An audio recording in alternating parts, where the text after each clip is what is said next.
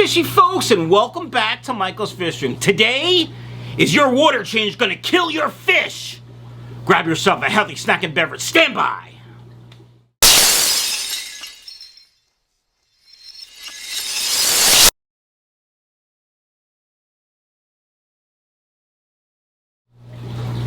Alright, fishy folks, welcome back. I'm really sorry about that over-the-top intro and the really clickbaity thumbnail, but I felt it was necessary to get you here to watch this video. A friend of mine, Philip, and I were talking, and he's really smart. He's also on a lot of the Facebook guppy groups, and he noticed an uptick in people complaining that their fish looked sick or died after a water change. And when we thought about it, what a lot of water companies do around this time of year is add additional chlorine to clean things out. Plus, we had Hurricane Ida roll through here, the Northeast, and dump a bajillion gallons of water and flood like most of this part of the country. And so when that happens, the water sources sort of get contaminated, so they have to clean them with chlorine. And then you go and do a water change and your fish start gasping for air. Sometimes they don't even make it, they die, and you don't know why. All you did was change the water like you've been doing for the past 10 years. Well, here's a lesson, folks. Around this time of year, also in the spring, especially after like the last big snow and it starts to get warm, the water company we'll call it flush the pipes. And they add excess chlorine to their water to help clean everything out, keep it all fresh for drinking and for taking showers and stuff.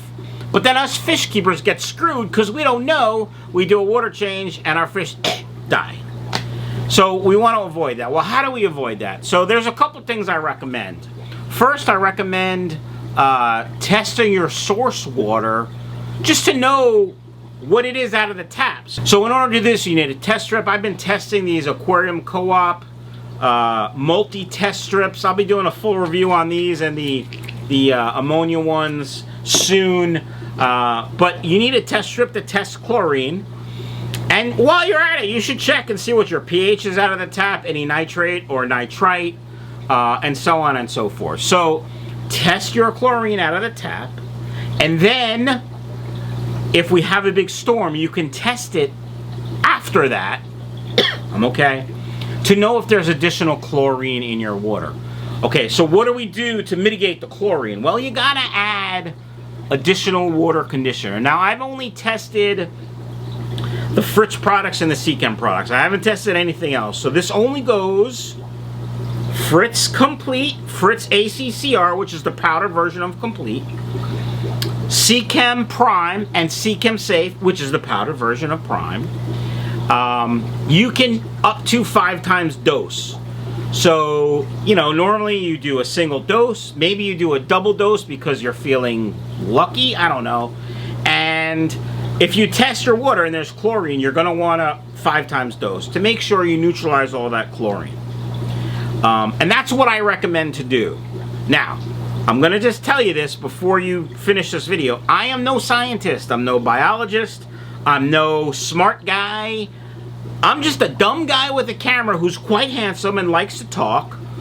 And in my world, in my fish room with 60 breeding tanks, this is what I do. Now, I have an auto water change system that takes out chlorine. It's got 2 carbon block filters. I have a video on that. So I don't really worry about it. But if I didn't have that, and I know a big storm just came through, probably for a week or even 2, I would be extra dosing. I'm okay. I'd be extra dosing the Fritz Complete to make sure I neutralize all that excess chlorine that's in the water. And that's what I recommend you do. Now, if you've already lived through this, or you're watching this video because you found it searching for why did my fish die after a water change, or why do my fish look sick after a water change, immediately 5 times dose Seachem Prime or Fritz Complete or whatever you use for dechlorinating water. That will neutralize, hopefully, the chlorine or ammonia or whatever's in there. And then you can test your source water using a test strip that tests chlorine. Alright guys, I hope this helped. I hope we can save some fish lives. And again, I'm sorry for the clickbaity and over the topness, but it was kind of fun, so. Hope you guys have a great day. And hey, if you've gotten this far in the video and you like what you see and you're not a subscriber, consider hitting that subscribe button. I would really appreciate it. Thanks! So, I like to use, no.